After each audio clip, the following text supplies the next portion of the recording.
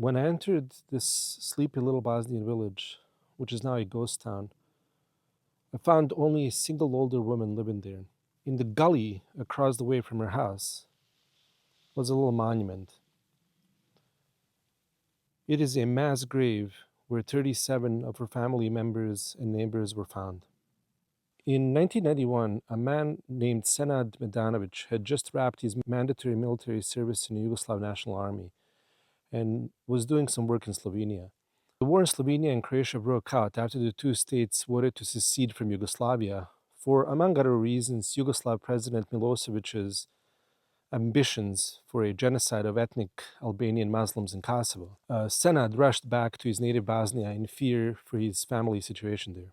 When he came back to his village of birth, Prhovo, which is right behind me, the first thing he did is he warned his family about the danger he felt therein. He was worried that Prhovo, a little Muslim village in highlands of Ključ, is surrounded by Serb villages and what that may mean in the future. Sadly, his family did not heed his warnings. They said, but Serbs from the villages around here helped us in World War II. They drink coffee with us every morning. They live a minute away. They're our friends.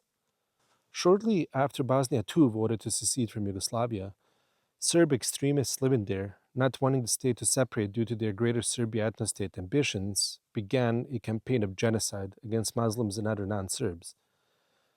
When the killings of men began in Ključ area, Senad knew that it was a matter of time until they kill him too. So at the encouragement of his family, he ran into the woods. He managed to survive and he joined the Bosnian army. And then in 1995, he lived to see his little village liberated. But when he entered, hoping to see his family, he found the village empty and all the houses burned. Everybody was gone. A few years earlier, shortly after Senad had escaped, Serb army and paramilitaries began to systematically displace, murder, rape, and pillage one after another Muslim and Croat village in Krajina.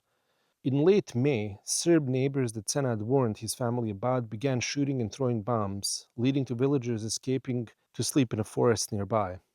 And then afterwards, every time this would happen, the Serb neighbors would then yell and call for the Muslims to not worry and just come down, everything's going to be fine. What the villagers didn't know at the time was that the reason these bombs and guns were fired was so then the Serbs can enter the houses and scout them for valuables, weapons, and appliances, essentially things they were planning to eventually steal.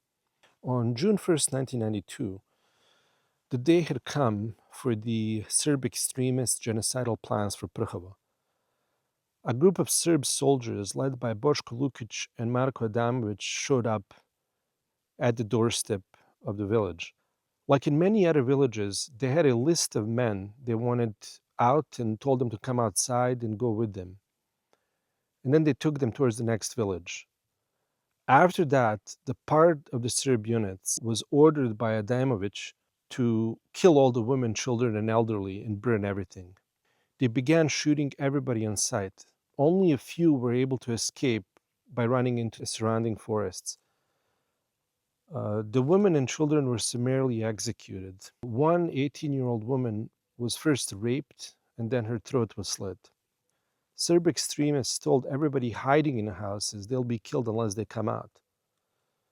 Many that did come out were also summarily executed, and some of those that refused to comply and remained hidden actually survived. 4 women in particular were taken and shut into a house, and then the house was burned. And later their bones were found next to the door, suggesting that they had tried but were unable to break out.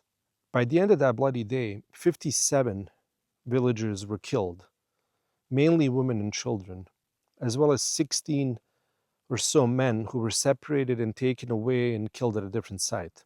Serb extremists left over 40 bodies lying around the village, executed in the streets, including several toddlers, underage kids. Soon, the odor of their decaying bodies began to bother the neighboring Serb villages. So the excavators were brought in about 2 weeks later after the murders, and most of the bodies were buried right in the middle of the village into a mass grave. So Senad, that day in September of 1995, found out that his three brothers, a sister, a cousin, a daughter-in-law, uncle's entire family, six members of the family of his second uncle were all killed. In fact, 42 members of his immediate and extended family were gone. And the day he found this out, a photograph of him was taken by a photojournalist, Ron Haviv, showing him in the aftermath of having learned what happened to his family. So the lone old woman that remains in this village told me that after the massacres happened, those that survived returned to the houses. Their Serb neighbor called her in particular to come to their houses in a neighboring village so they can, quote unquote, keep them safe. Then she found out that their motive was not so generous.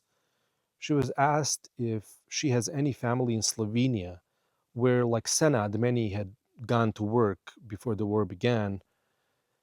And then they told her, please tell your family and other Muslims in Slovenia not to go after the Serbs in Slovenia as revenge for what had happened here. Like, we will keep you alive, but please tell them not to kill our families up there. There was never any danger to their families in Slovenia.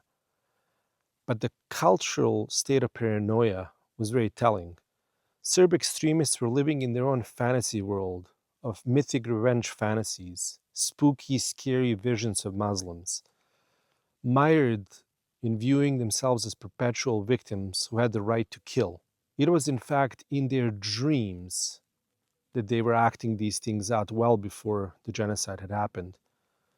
And then they looked for any excuses they could find, while continually terrifying their own population about the mythic Muslim Green Berets who were out there lurking, waiting to kill all the Serbs at any given time, that it was all really a cover-up for their dreams of murder, revenge, theft, rape, infanticide, justified by lies upon lies they told themselves and others, and supremacist fantasies of grandeur.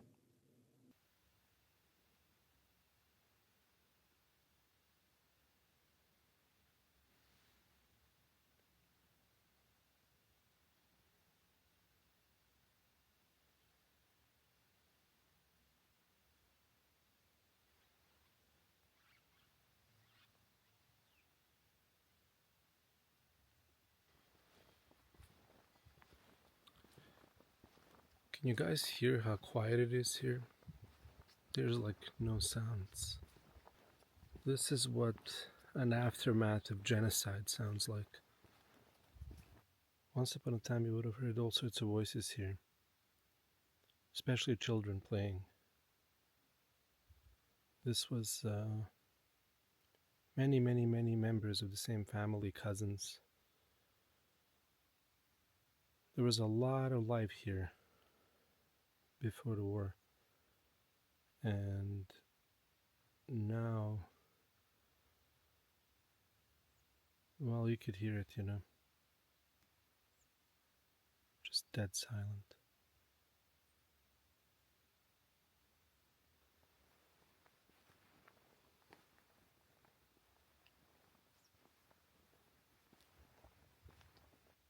And this time, the Serb extremists were even too lazy to hide the bodies all that well, because they'd taken them right from that house up there down to right here and buried them. So a Sioux holy man, Black Elk, once said, looking back on the Wounded Knee massacre, which he had survived as a child, I can still see the butchered women and children lying heaped and scattered all along the crooked gulch, as plain as when I saw them with my eyes still young.